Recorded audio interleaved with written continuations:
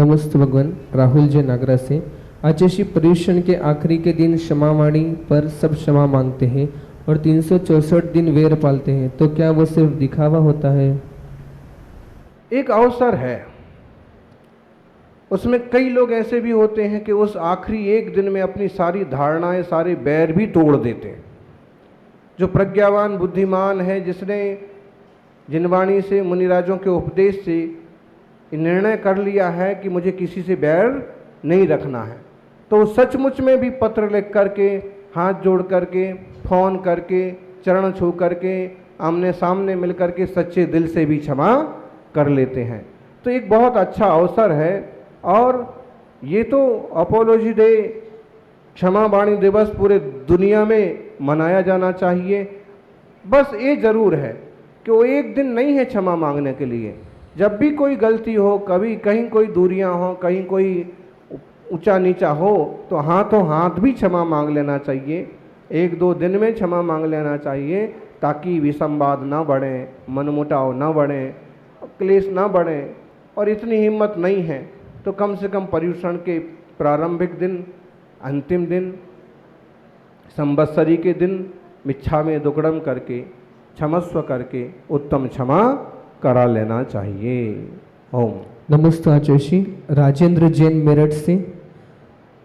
कि सम्यक दृष्टि जीव मरकर और तिर्यंज गति में नहीं जाता, लेकिन राजा श्रेणी शायिक समय दृष्टि होते हुए भी नरक गई, ऐसा कैसे? यदि किसी जीव का नरक जाना निश्चित है तो फिर उसे सम्यक दर्शन नहीं होना चाहिए, जैसे नरक जाने वाला जीव व्रत ग्रहण नहीं कर सकता। कृपया समाधान करें। ये बात ठीक है कि नरक जाने वाला व्रत ग्रहण नहीं कर सकता है, लेकिन नरकायु बांध लेने वाला व्यक्ति बाद में सम्यक दर्शन प्राप्त कर सकता है। राजा श्रेणी के साथ यही हुआ। पहले तो मुनिराज पर उपसर्ग करके, उनके गले में, यशोधर मुनि के गले में सांप डाल करके, बड़ा उपद्रव करके और उन्हें नरक की आयु बांध ली। खोटे काम करे, खोटी आयु बंध गई। बाद में मुनिराजों का योग बना, बाद में वर्धमान महावीर स्वामी का संयोग बना। महावीर स्वामी का सानिध्य मिलने से पूरी जिंदगी बदल गई और उसका परिणाम ये हुआ कि नरक की आयु जो बहुत बड़ी थी, 7वें सागर, 33 सागर, 7वें नरक, वो केवल चुल्लू भर बची, थोड़ी सी बची, केवल 84,000 वर्ष पहले नरक के दूसरे पाथड़े में। और ऐसा हो सकता है कि कोई पहले आयु बांध ले, बाद में सम्य दर्शन प्राप्त करे। अब जब सम्य दर्शन प्राप्त कर लेगा, तो अगर क्षणिक सम्य दर्शन प्राप्त कर लेगा तो पहले नरक तक ही जाएगा, उसके आगे नहीं जाएगा। प्रथम नरक बिन षडभु ज्योतिष बान भवन संड नारी, इन सबों में, संध में, इन सबों में सम्यक दृष्टि जीव उत्पन्न नहीं होता।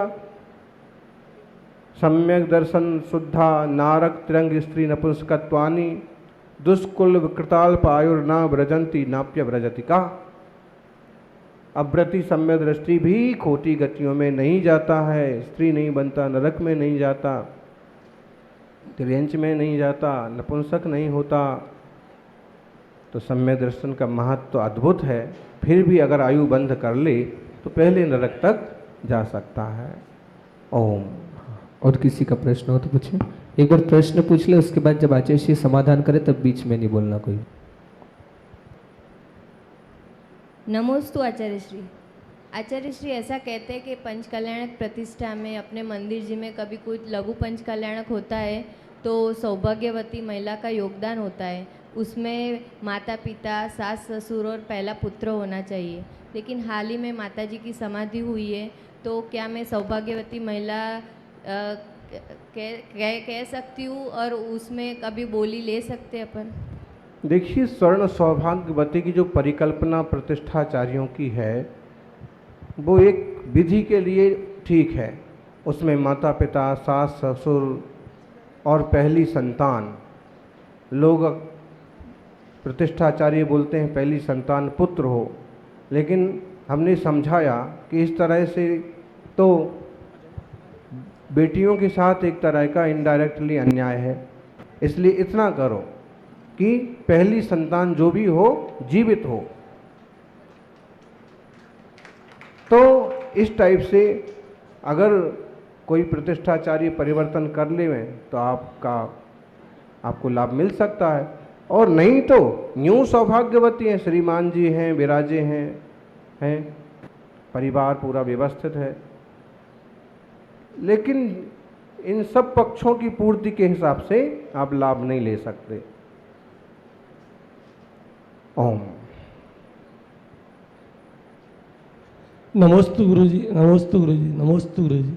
मेरा प्रश्न है, गुणस्थान के बारे में थोड़ा प्रकाश डालने की व्यवस्था कराएं। और सपक श्रेणी का जीव 11वें गुणस्थान से वापस गिरता है तो क्या वो वापस भी उठ सकता है या ऊपर जाकर के मोक्ष जा सकता है? और वर्तमान में हम गृहस्थ अवस्था में जो है उनके कौन सा गुणस्थान होता है?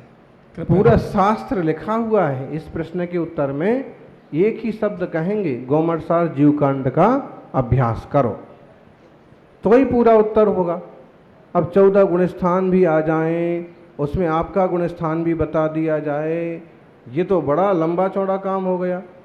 तो भी साधारणतः सम्यक दृष्टि अगर ग्रस्त है तो चौथा गुणस्थान, अगर मिथ्यात्व में पड़ा है कुदेव शास्त्र गुरु आदि के चक्कर में तो पहला गुणस्थान, दूसरा तीसरा विवक्षा बस बनता है।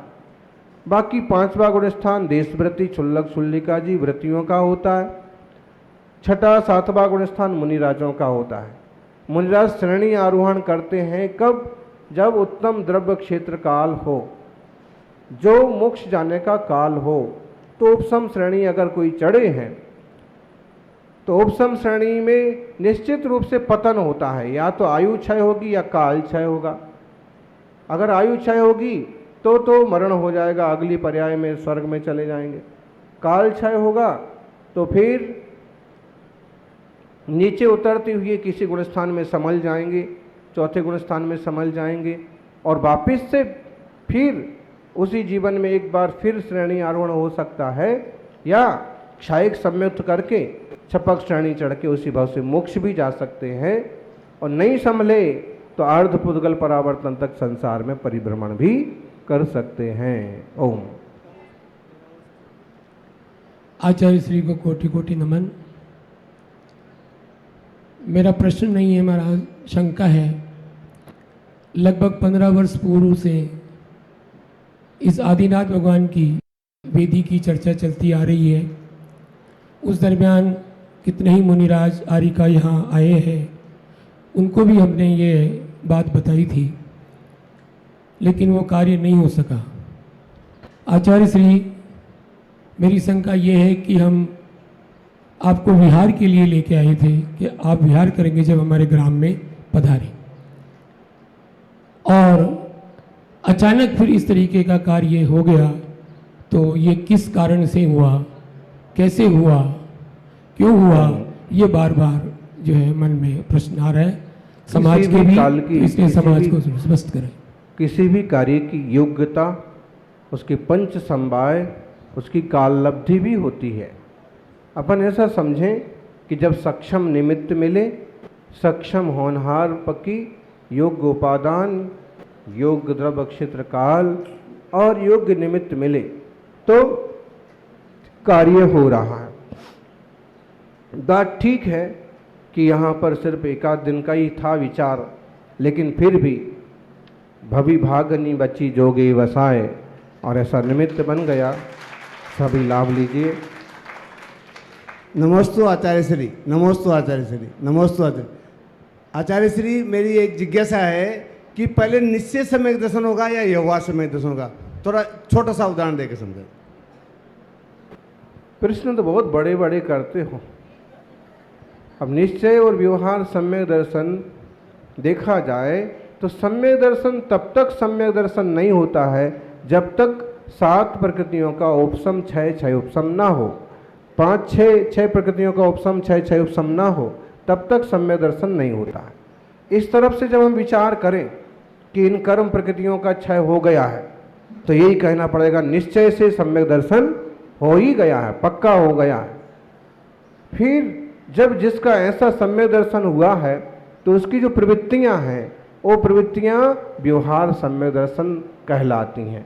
व्यवहारिक क्रियाएं, व्यवहारिक उसकी समझदारी, वो व्यवहार सम्यक दर्शन कहलाता है। और फिर जब हम अध्यात्म की तरफ जाते हैं तो वहाँ निश्चय और व्यवहार की कुछ विशेष ही चर्चा आती है। इसके लिए अपन सभी समयसार जी, परमात्मा प्रकाश वगैरह का स्वाध्याय करें। ओम नमोस्तु गुरुवर।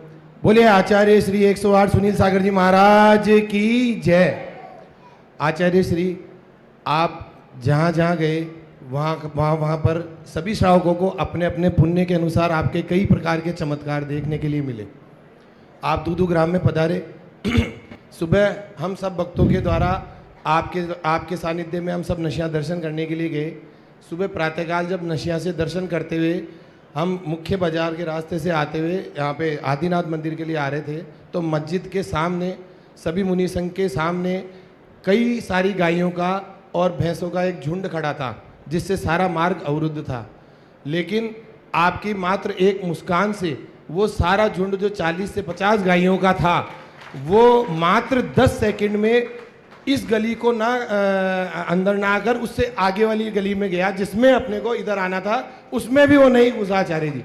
तो ऐसा क्या हमारा पुण्य का बंध था जिससे हमारे को ये चमत्कार देखने के लिए मिला? ये तो गायों की समझदारी है। उन्हें देखा कि महाराज जी इधर आ रहे हैं, उधर मंदिर तक आने वाले हैं, तो उन्होंने वो गली छोड़ दी और दूसरी गली से निकल गई। ऐसी समझदारी लोगों में भी हो जाए तो बड़ा आनंद हो जाए। नमस्ते आचार्य श्री। दिनेश कुमार राठौड़, मध्य प्रदेश से। आचार्य श्री, पाप किया है तो आपको अवश्य इसकी सजा भुगतनी पड़ेगी।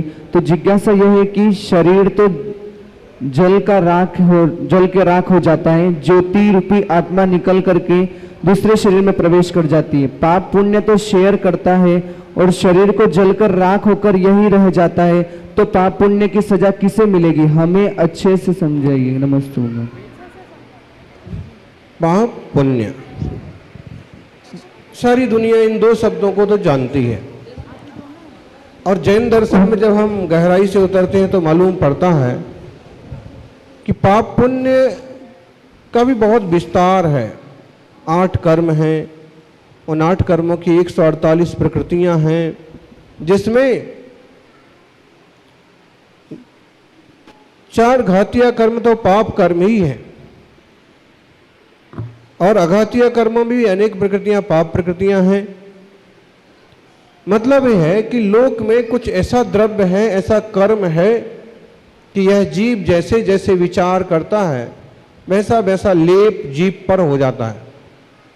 जैसे आपके पास खाली चिप है और आपने खाली चिप कैमरे में डाली, मोबाइल में डाली और उसे चालू कर दिया।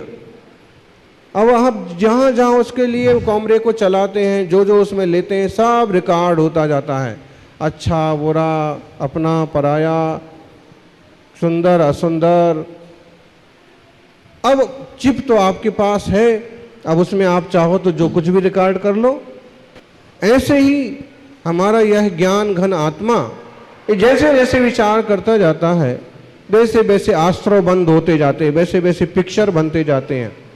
फिर जब आप इस चिप को, जब आप एक माध्यम से इसे पर्दे पर लाते हैं, क्या बोलते हैं, स्क्रीन पर लाते हैं, तो जो जो जब जब जैसा जैसा किया वो सब सब उस पर दिखता जाता है। ऐसे ही हमारा जीव जिंदगी में जिस जिस तरह के कर्म करता है वैसे वैसे आश्रव बंद होते हैं, वैसा वैसा उसे फल भोगना पड़ता है। और इस सबों का अंकन, सबों का चित्रण जीव के अपने भावों पर, अपनी सत्ता पर हो जाता है। अपने कर्मों के द्वारा फिर उसे वैसा ही फल भोगना पड़ता है। लोक में एक बात और सुना जाता है, एक बात और सुनी जाती रही कि बोले हर एक आदमी के माथे पर लिखा रहता है, ब्रह्मा कपाल पर लिख देता है, ब्रह्मा कपाल पर लिख दिए का मतलब है कि प्रत्येक आत्मा में आश्रय बंध अपने अपने हिसाब से होता है और उसे अपने अपने हिसाब से भोगना पड़ता है। अगर ये शरीर यहाँ जल करके राख भी हो गया तो आत्मा तो राख नहीं हो गया, और आत्मा में वो चित्रण हुआ वो सब भी उसके साथ जाएगा। इसलिए तो दुनिया में आज भी कहते हैं, बोले कुछ रुपया पैसा साथ जाए ना जाए, अपना किया हुआ कर्म साथ में जरूर जाता है, इसलिए सत्कर्म करना चाहिए। ओम। निखिल जैन आसपुर से, नमस्ते जी, मेरे गांव आसपुर है, 100 मकान है जैन समाज के, फिर भी साधु संतों के चौके की व्यवस्था, मंगल विहार, मंगल प्रवेश की व्यवस्था नहीं होती, युवा भी जागरूक नहीं है, उसके लिए क्या करें? कभी कभी साधु भगवान आसपुर से भूखे निकलते हैं, इसके लिए क्या करना चाहिए? आसपुर, अब आसपुर से क्या आस करें? हम खुद भुक्त भोगी हैं। अब जब समाज जनों की, बड़े जनों की रुचि नहीं है धर्म की, तब उसका क्या किया जाए? सबके अपने अपने कर्म होते हैं, सबके अपने अपने पुण्य पाप होते हैं। शायद अभी वहाँ कोई ऐसे जीवों का जन्म नहीं हुआ है जो खूब पुण्य कमाए और दूसरों को भी पुण्य कमाने में सहयोगी बने। फिर भी जैसे आप हैं, तो आप जैसे 2-4 युवाओं को ये जोड़ करके, और जब भी ऐसा मौका आता है तो आप खुद बढ़ चढ़ करके आगे आएं और माता पिता को तैयार करें। कम से कम एक दिन के लिए वो साधक मुनिराजों की सेवा, वैयावृत्ति, आहार चर्या कराएं। और इतना आप चालू कर देंगे तो निश्चित रूप से धीरे धीरे समाज में पुण्य बढ़ेगा और सबों का भी मार्ग पवित्र होगा। लोग ये समझ रहे हैं कि सिर्फ रुपया पैसा सब कुछ होता है, उन्हें ये समझ नहीं है कि पुण्य सब कुछ होता है। अगर पुण्य पल्ले में है तो रुपया पैसा भी आता जाता है, पुण्य पल्ले में नहीं है तो आया हुआ रुपया पैसा भी बर्बाद हो जाता है। और पुण्य कमाने का सबसे बढ़िया माध्यम देवशास्त्र गुरु, और जिनालय तो फिर भी उदासीन है, चलते फिरते मुनियों की सेवा करेंगे तो विशेष लाभ होगा। और हम आज भी आस करते हैं, पहले भी आस कर रहे थे कि कभी ना कभी तो हमारी आस पूरी होगी और आसपुर भी सुधर जाएगा, समझदार हो जाएगा।